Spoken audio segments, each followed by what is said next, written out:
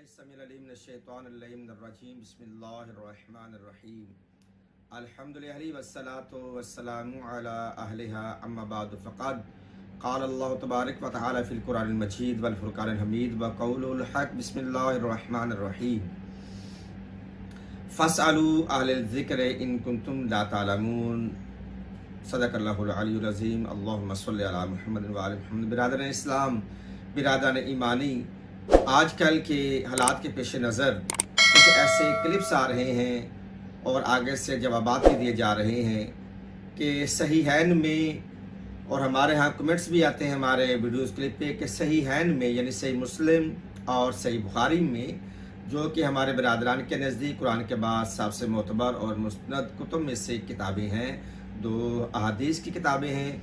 यहाँ पे सवाल ये उठाया जाता है कि इन दो सहीहैन में अहले बैत पैगम्बर बिलखुसूस मौला कायनात अली इब्न अबी तालिब के, जिसके लिए रसूल की ज़ात ने कहा ना मदीनतुल इल्म व अली बाबुहा के मुस्ताक अली से इमाम बुखारी ने और सही मुस्लिम में रवायात क्यों नहीं ली गई?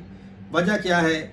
तो मुख्तलिफ दौर में मुख्तलिफ वजूहात लिखी गई। कुछ तो बनु उमैया बनु अब्बासिया की जो छाप थी उन उलमा पर, और कुछ में बुग़्ज़ मोहम्मद व आले मोहम्मद, बुग़्ज़ अली की बुनियाद पर भी अहादीस से बड़ी काम ली। जबकि इसके बाद अक्स जनाब अबू हुरैरा रज़ियल्लाहु तआला अन्हु, जिसने तकरीबन कमोबे 2 साल का अरसा हज़ूर अकरम सल्लल्लाहु अलैहि वसल्लम का पाया है, और उसमें वक्तन आते रहे हैं। तो अगर मुस्तकिल भी वो रसूलुल्लाह के साथ हों तो फिर मानना पड़ेगा कि उससे 2 सालों में इतनी ज़्यादा हदीसें क्यों ली गई, और मौला कायनात अली इब्न अबी तालिब से इतनी हदीसें काम क्यों ली गई। यहाँ तक कि इमाम हसन हुसैन से भी हदीसें नहीं ली गई, यहाँ तक कि इमाम हसन से एक भी हदीस नहीं ली गई।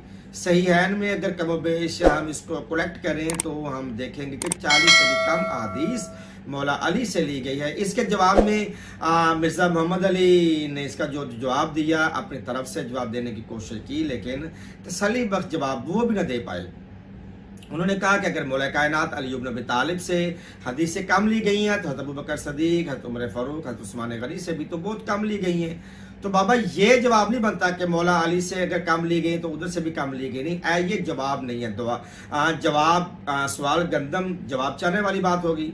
यही कहने के हक ये रखते जब रसूल पाक ने आखिरी वक्त में और 12 बार ये फरमा दिया कि इन्नी तारिकुन फ़ीक मुस्तक़िलैन किताब अल्लाह व इतराती अहल बैती, कि मैं तुम्हारे दरमियान 2 चीज़ें छोड़े जा रहा हूँ, एक कुरान है और एक मेरी अहले बैत है। तो सवाल मिर्ज़ा साहब ये पैदा होता है कि लोगों ने अहले बैत को छोड़ा क्यों?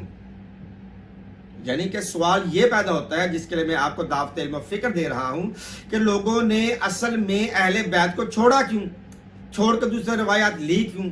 अगर ली भी हैं तो फिर मानना पड़ेगा ज़्यादा रवायात लेने के लिए, ज़्यादा दीन लेने के लिए अहले बैत से बेहतर उसके पाक की ज़ात ने फरमाया कोई भी नहीं है। और मौला कायनात अली इब्न अबी तालिब वो हैं जिसके रसूल ने फरमाया कि अना मदीनतुल इल्म व अली बाबुहा, इतनी इल्मी शख्सियत उसको छोड़कर फिर दूसरे लोगों से रवायात ज़्यादा क्यों लगी, ये वजह क्या है?